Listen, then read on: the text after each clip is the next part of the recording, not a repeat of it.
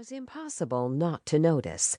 Although Hayley always loved a nice bearish man she could grab onto, there was also an attitude shift in Bruce as he shed his excess weight and felt recharged physically. He seemed more confident, happier, more at peace, which was a big change from when he was smoking and drinking and barking at Hayley for her irritating penchant for trespassing into his crime-solving territory.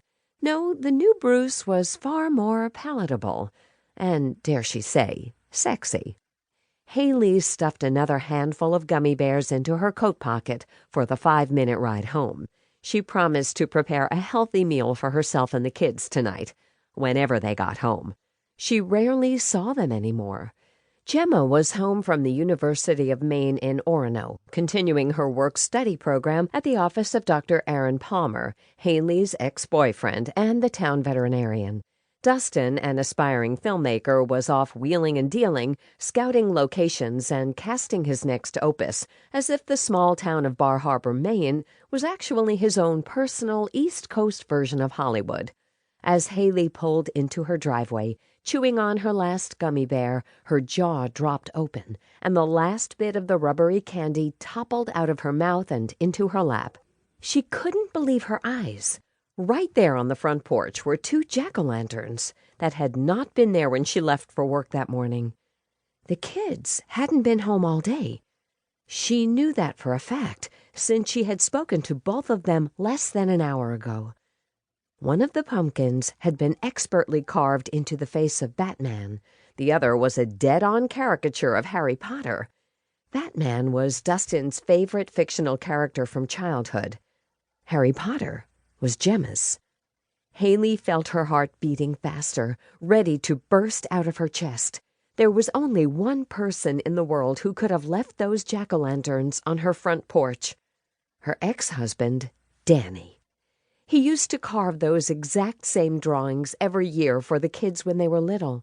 It was one of the few tasks he could be counted on to complete.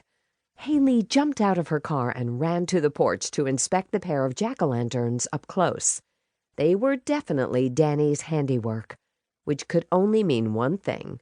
He was sending her a direct message.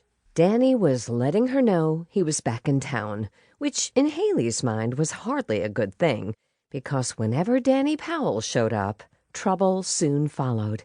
And Hayley had no clue at this point in time just how much trouble was ahead. Big trouble.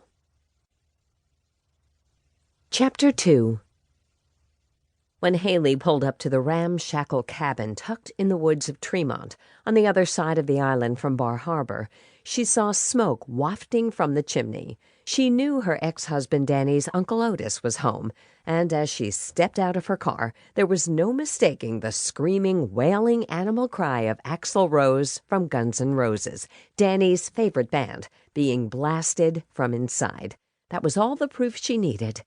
Danny was here, and he was probably inside, smoking some weed and guzzling down some of his favorite uncle's homemade moonshine, 2 of his favorite pastimes.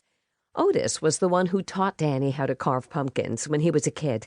It was the only nice thing he did teach him. The rest of his educational lessons were hot wiring cars, selling pot, and outrunning the police.